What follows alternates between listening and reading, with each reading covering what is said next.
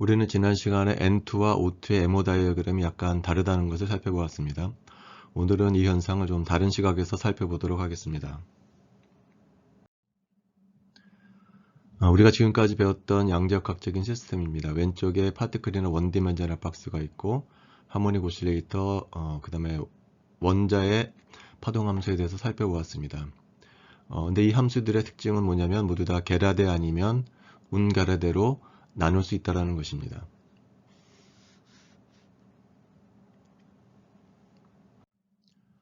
이 함수는 원점에 대해서 대칭이 했을 때 부호가 안 바뀌는 게라데 함수, 다시 운게라데 함수, 게라데 함수가 됩니다. 하모닉 오실레이터도 게라데, 운게라데, 게라데, 운게라데로 바뀌어지고 원자에서도 마찬가지로 게라데, 운게라데, 게라데로 구분할 수가 있습니다. 근데 이 시스템들의 특징은 뭐냐면은 원점에 관한 대칭인 대칭성을 갖고 있는 시스템이라는 것입니다. 그래서 결론은 뭐냐면 센트로 시메트릭한 대칭성을 갖고 있는 시스템에서는 파동함수가 반드시 게라데 아니면 운게라데로 구분될 수 있다는 점입니다. 근데 우리가 지난 시간에 배웠던 호모뉴클레어 다이아토믹 모리큘도 마찬가지로 중앙 대칭성을 갖고 있는 분자들이기 때문에 이 파동함수들도 마찬가지로 게라데 아니면 운게라데로 구분할 수가 있습니다. 우리가 MO를 만들 때 사용하는 것은 이제 LCAO고 LCAO는 어토믹 오비탈들의 선형 결합으로 표현한다는 것입니다. 근데 우리가 표현하고자 하는 파동함수는 호모뉴클레어 다이아토믹이기 때문에 그 파동함수는 반드시 게라데 아니면 운게라데로 구분되어야 한다는 것입니다. 그러면은 게라데 함수는 반드시 게라데 함수의 선형 결합으로 표현해 줄 수가 있습니다. 무슨 말이냐면 예를 들어서 우함수인 경우에는 우함수끼리 더해져야 우함수가 나오지 우함수하고 기함수를 더해져서는 우함수가 나오지 않는 거나 마찬가지입니다. 마찬가지로 운게라데 시메트리를 갖는 분자 오비탈들은 운게라데 시메트리를 갖는 어토믹 오비탈들의 선형 결합으로 표현될 수 있습니다. 따라서 여기서 말해주고자 하는 것은 뭐냐면 분자 오비탈이 게라데 운게라데로 나뉘어진다면 그 분자 오비탈을 만들어주는 어토믹 오비탈도 반드시 게라데 아니면 운게라데로 구분되어져야 한다는 것입니다. 근데 우리가 어토믹 오비탈 중에 1sa 오비탈은 게라데도 아니고 운게라데도 아닙니다. 왜 그러냐면은 이 분자에서 중앙은 이 점이거든요. 이 점에 대해서 대칭 이동을 시키게 되면 이 함수 자체가 나오질 않기 때문에 1sa 오비탈이라는 함수 자체는 게라데도 아니고 운게라데도 아닙니다. 마찬가지로 비원자에 있는 1sb 오비탈도 게라데도 아니고 운게라데도 아니라는 것입니다. 하지만 이 1sa 오비탈과 1sb 오비탈을 더한 함수나 빼준 함수는 게라데 아니면 운게라데로 구분되어질 수가 있습니다. 예를 들어서 1sa 플러스 1sb라는 오비탈은 원점에 관해 대칭 이동을 시켰을 때 부호가 안 바뀌는 이제 게라데 함수가 됩니다. 1sa 빼기 1sb는 부호가 바뀌기 때문에 운게라데 함수가 됩니다. 따라서 우리가 몰리큘 오비탈을 만들 때 어토믹 오비탈의 선형 결합으로 표현해 주는데 여기가 게라데라면은 우리는 게라데를 써야 된다고 했을 때 우리는 어떤 걸 써야 되냐면은 1sa나 1sb로 따로 쓸 수는 없고 반드시 1sa하고 1sb가 같이 나온 함수를 써줘야 한다는 것입니다.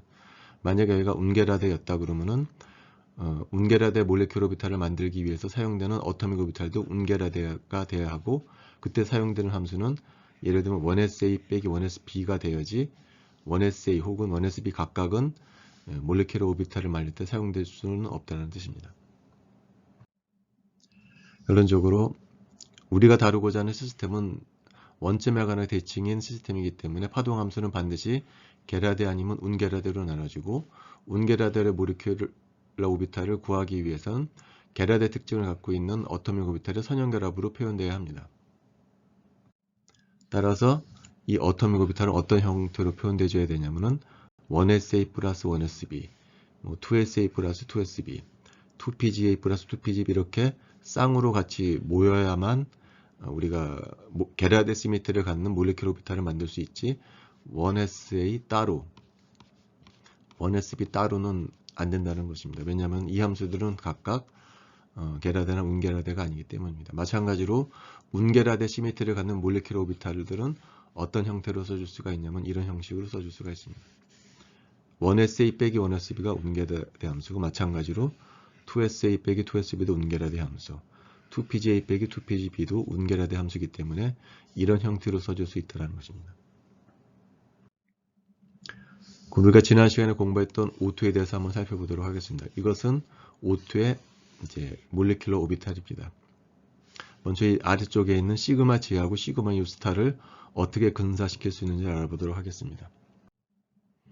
방금 얘기했지만 시그마 G는 게라데 함수이기 때문에 일반적으로 이런 빨간색의 식으로 표현해 줄 수가 있고, 시그마 U 스타는 운게라데 함수이기 때문에 이런 파란식의 형태로 써줄 수가 있습니다. 여기서 우리는 이 항을 많이 집어넣어줄수록 원래 함수랑 같아지긴 하겠지만 근사를 하기 위해서 중요하다고 생각이 되는 한두 개 텀만 사용하게 될 것입니다. 근데 이 몰레큘러 오비탈 에너지 준위에 바로 2s 오비탈 에너지 준위가 있는 것을 알 수가 있습니다. 따라서 우리는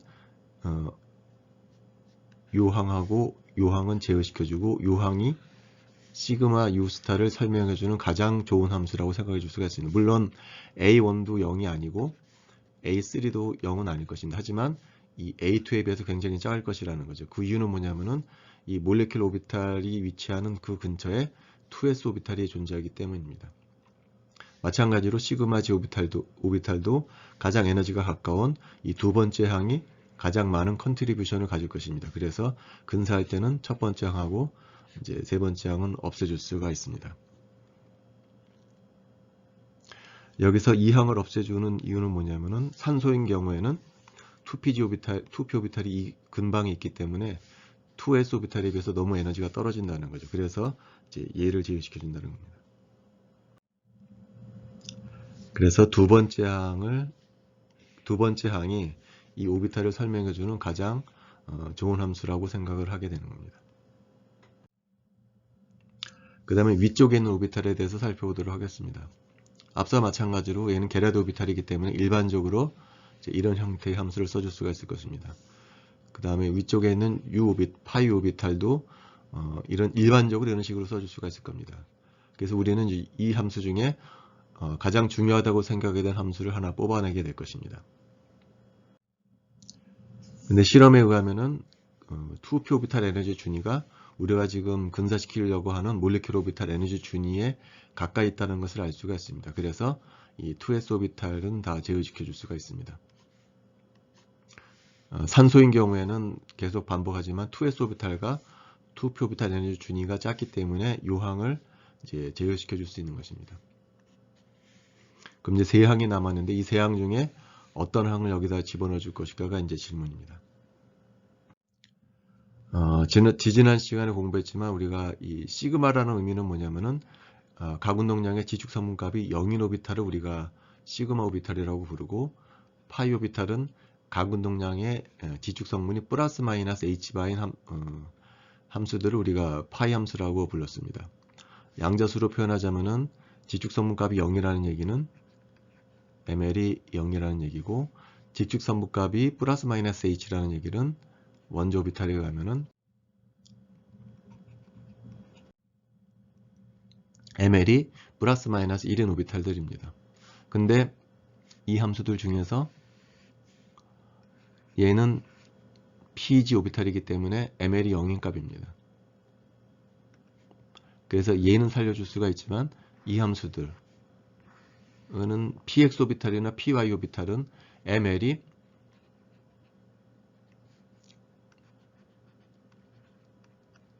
플러스 1이거나 마이너스 1인 오비탈들이기 때문에 시그마 G 오비탈을 표현할 때는 이것들은 이제 날려줘야 합니다. 반면에 파이 오비탈은 지축 성분값이 플러스 마이너스 h이기 때문에 ml이 플러스 마이너스 1인 것들만 집어넣어주면 됩니다. 따라서 이 경우에는 얘를 알려주면 됩니다. 그래서 살아남는 것은 px 오비탈하고 py 오비탈이 남겠죠. 마찬가지로 안탈보드 오비탈도 똑같은 얘기를 해줄 수가 있습니다. 그래서 파이 G 스타 오비탈인 경우에는 이 두 항이 살아남을 수가 있고, 시그마 U 스타인 경우에는 ml이 0인 PG 오비탈만 살아남게 됩니다. 그리고 우리가 알다시피 파이 오비탈은 두 개가 있기 때문에 하나는 px 오비탈로 만들어주고 나머지 하나는 이제 py 오비탈로 만들어주게 되면 우리가 MO를 완성할 수가 있습니다. 그래서 이것이 우리가 지난 시간에 배웠던 O2의 MO 다이어그램이 되겠습니다. 그러나 N2는 약간 다르다는 얘기를 했죠, 마지막에.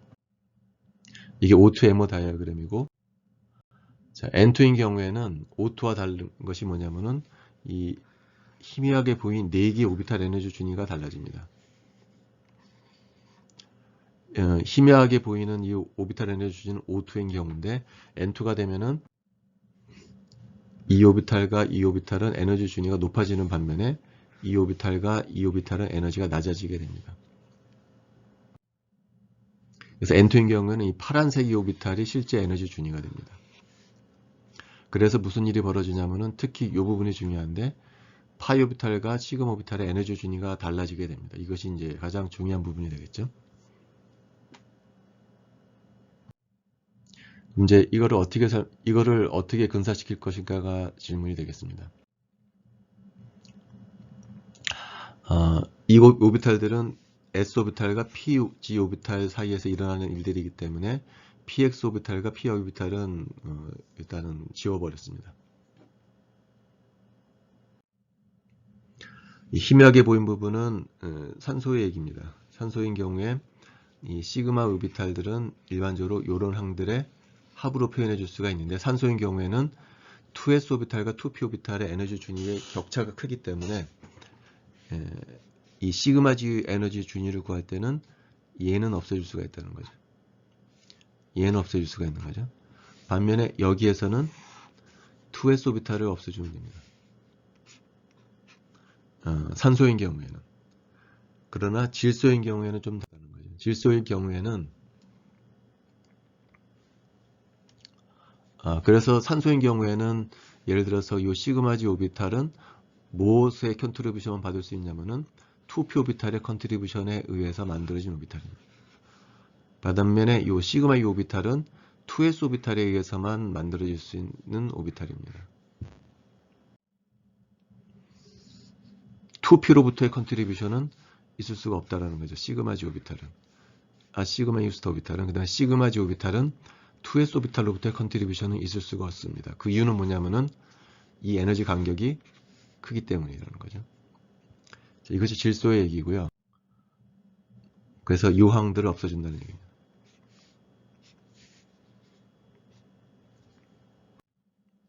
반면에 산소인 경우는 그렇지가 않다는 거죠. 이 오비탈 에너지 준위는 물론 2s 오비탈에서의 컨트리뷰션도 있지만 약간 위쪽에 있는 2p 오비탈의 컨트리뷰션도 이제 섞여 들어가야 한다는 겁니다. 다시 말하면은 유황도 이제는 이제 집어넣어줘야 한다는 거죠.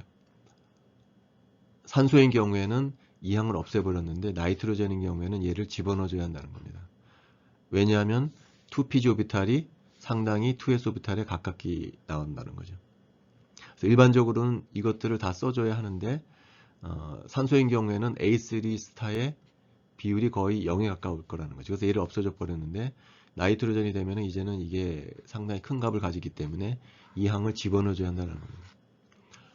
마찬가지로 일반적으로 시그마 G 오비탈은 이런 익스펜전을 할 수가 있는데 산소인 경우에는 얘가 거의 0에 가까울 것이기 때문에 얘를 없어졌다는 거죠. 왜 0에 가깝냐면은 2s 오비탈과 2p 오비탈의 에너지 준위가 너무 차이가 나기 때문에. 그러나 나이트로젠인 경우에는 이게 가깝기 때문에 더 이상 이걸 없애주면 안 된다는 거죠. 이게 영원인 값을 갖기 때문에 이 항도 집어넣어줘야 한다는 겁니다. 그러니까 원래 옥션인 경우에는 에너지 준위가 여기였다가 이렇게 올라가게 되는데 올라가면서 무슨 일이 벌어지냐면은 s 오비탈의 성분이 섞여 들어가게 된다는 겁니다. 반면에 옥션에서는 시그마 유스트 오비탈이 이 수준에 있었는데 나이트로젠이 되면 에너지 준위가 떨어진다는 거죠. 떨어지면서 무슨 일이 벌어지냐면 2p 오비탈이 섞여 들어간다는 거죠.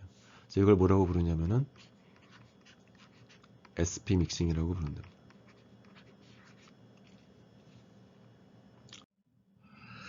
오늘 이제 다음 주제로 넘어가도록 하겠습니다. 지난 시간까지는 호모뉴클레어 다이아토믹에 대해서 배웠고 오늘은 이제 헤테로뉴클레어 다이아토믹에 대해서 배우도록 하겠습니다. 예를 들면은 CO 같은 분자가 헤테로뉴클레어 다이아토믹의 대표적인 예 중에 하나가 되겠습니다. 우리가 두 가지를 기억해 줘야 하는데, 첫 번째는 헤테로뉴클레어 다이아토믹이 되면은 게라데, 운게라데라는 노테이션이 없어진다는 겁니다. 이것이 바로 헤테로뉴클레어 다이아토믹의 몰레큘러 오비탈이고, O2나 N2와는 다르게 게라데라든지 운게라데라는 첨자가 없어졌습니다. 왜냐하면 이 분자는 원점에 관한 대칭인 분자가 아니기 때문에 게라데, 운게라데를 이제 사용할 수가 없습니다. 자, 두 번째 다른 점은 뭐냐면은 이게 호모뉴클레어 다이아토믹일 때 몰레큘러 오비탈입니다. 호모뉴클레어 다이아토믹이기 때문에 두 개의 s 오비탈 에너지 준위가 똑같습니다. 이 두 놈이 상호작용해서 본딩을 만들고 안타이 본딩을 만들게 됩니다. 그래서 기억해 줘야 될 것은 두 오비탈에 섞여서 만들어진 오비탈들인데 그 개수가 똑같다라는 거죠. 본딩 오비탈이나 안타이 본딩 오비탈이나 이 두 오비탈의 개수가 똑같다라는 것입니다. 그건 당연할 수밖에 없는 게, 왜냐하면 이것은 호모뉴클레어 다이아토믹이기 때문에 어느 한쪽에 치우칠 수가 없다라는 거죠. 그래서 본딩 오비탈은 A 어텀과 B 어텀의 오비탈을 똑같이 50%씩 갖고 있는 겁니다. 마찬가지로 안타이 본딩 오비탈도 A 원자와 B 원자 오비탈을 똑같이 반씩 갖고 있는 형태가 바로 호모뉴클레어 다이아토믹의 MO입니다.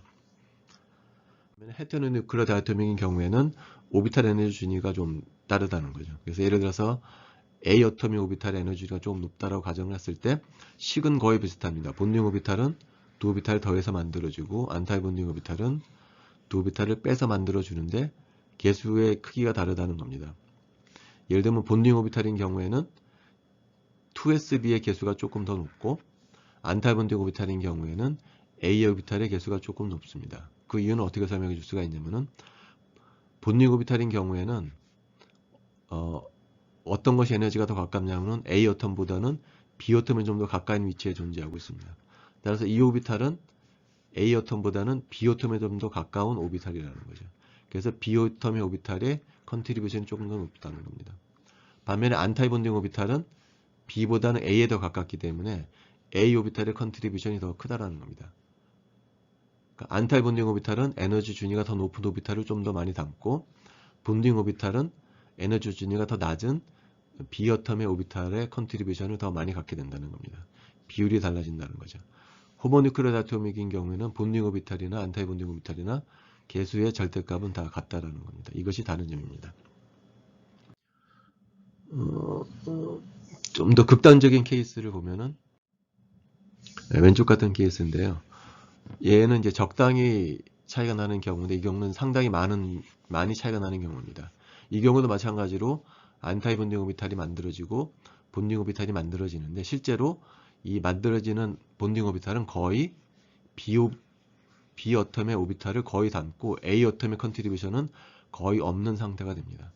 마찬가지로 안타이 본딩 오비탈도 B 어텀의 컨트리뷰션은 거의 없고 A 어텀의 컨트리뷰션만 갖는 오비탈이 됩니다. 다시 말하면은 얘를 분자 오비탈이라고 말은 하지만 실제로는 그냥 A 원자의 어텀의 오비탈이라는 거죠. 얘도 본딩 오비탈이라고 말은 하지만 실제로는 거의 B 어텀의 원자 오비탈이라는 겁니다.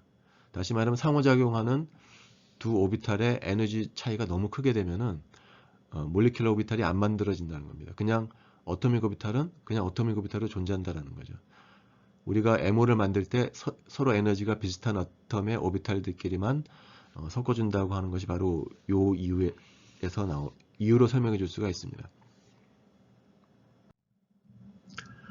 그래서 이게 헤테로 어텀의 MO 다이어그램이고, 그냥 호모뉴클레어 어텀의 MO랑 거의 똑같습니다. 그냥 MO를 만들 때 사용되는 어토믹 오비탈의 에너지 준위가 달라진다는 거죠. 기억해 줘야 될 것은 안타이 본딩 오비탈은 더 높은 에너지 준위의 오비탈을 많이 담고, 본딩 오비탈은 에너지 준위가 더 낮은 오비탈의 에너지 준위를 많이 담는다는 것을 빼고는 호모뉴클레어랑 크게 다른 점은 없습니다.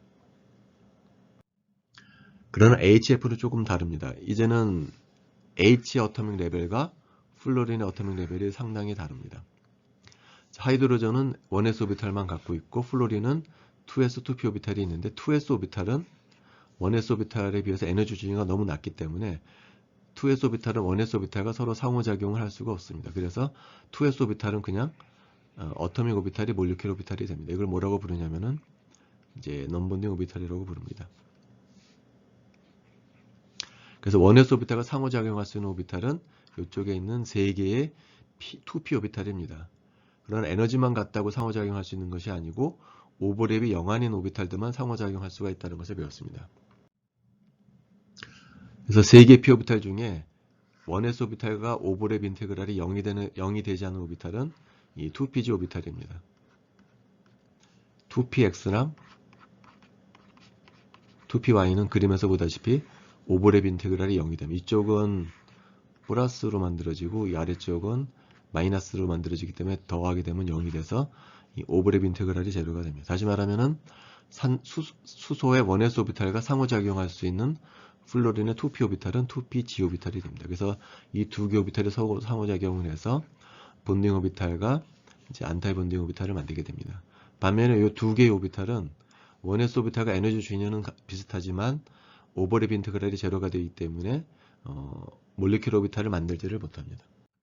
그래서 그냥 옆으로 그냥 빠져나와서 이것도 마찬가지로 이제 non-bonding 오비탈이 되는 겁니다.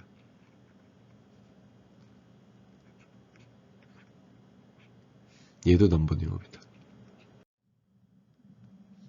그래서 HF 루이스 다이어그램을 그리면은 4개의 전자쌍을 그릴 수가 있는데 파란색으로 표현된 3개의 전자쌍은 우리가 비공유 전자쌍이라고 부르고 결합과 상관없는 전자쌍입니다. 그 전자쌍은 어디에 들어가 있는 전자들이냐면 바로 이 파란색으로 표현되어 있는 non-bonding 오비탈에 들어있는 이 3개의 전자쌍이 바로 루이스 다이어그램에서 non-bonding 일렉트론에 해당합니다. 반면에 빨간색으로 표현되는 이 본딩 일렉트론은 어디에 있는 거냐면 MO 다이어그램에서는 이 아래쪽에 있는 본딩 오비탈에 들어가 있는 전자가 되겠습니다. 자, 그 다음에 이 오비탈에 있는 전자가 바로 이 그림에서 있는 빨간색 본딩 일렉트론인데 이 본딩 일렉트론이 사실은 H와 F가 50%씩 공유한다기보다는 플로린 쪽으로 좀 넘어가 있습니다. 플로린이 일렉트로 네거티비티가 더 높기 때문에 그렇다고 설명을 하죠. MO 다이어그램은 어떻게 설명하냐면은 여기 몰리큘 오비탈인데 이 몰리큘 오비탈은 1s 오비탈과 플로린은 2pg 오비탈에 의해서 만들어진 오비탈인데 아까도 얘기했지만 이 본딩 오비탈은 수소의 1s 오비탈보다는 플로린의 2pg 오비탈을 더 많이 담게 되었습니다. 그러니까 A2의 개수가 더 높다라는 거죠. 그러니까 이 본딩 오비탈은 수소와 플로린의 오비탈이 섞여 있긴 하지만 어떤 오비탈이 더 많이 섞여 있냐면은 플로린의 2p 오비탈이 더 많이 섞여 있다는 거죠. 따라서 이 전자는 H와 F가 50%씩 공유하는 것이 아니고 플로린 쪽으로 더 많이 이제 치우쳐 있다는 거죠. 그래서 우리가 파셜 네거티브 차지가 플로린 쪽으로 넘어가 있다는 것을 MO 다이어그램을 이용해서 이제 설명해 줄 수가 있습니다. 반면에 KF는 대표적인 아이오닉 컴파운드 중에 하나입니다. 다시 말하면은 HF인 경우에는 전자의 일부가 플로린으로 넘어간다고 생각을 하고 있지만 KF에서는 전자 하나가 완전히 플로린으로 넘어간다고 알고 있습니다. 그래서 MO 이론에서는 어떻게 설명하냐면은 자, HF와 KF에서 F는 똑같고 뭐가 다르냐면은 여기서는 H가 F랑 결합을 형성하지만 여기는 이제 포타시움이 결합을 형성합니다. 수소인 경우에는 1s 오비탈이 플로린의 2p 오비탈과 상호작용하지만 포타슘에서는 4s 오비탈이 플로린의 2p 오비탈과 상호작용합니다. 근데 1s 오비탈에 비해서 4s 오비탈 에너지가 훨씬 높거든요.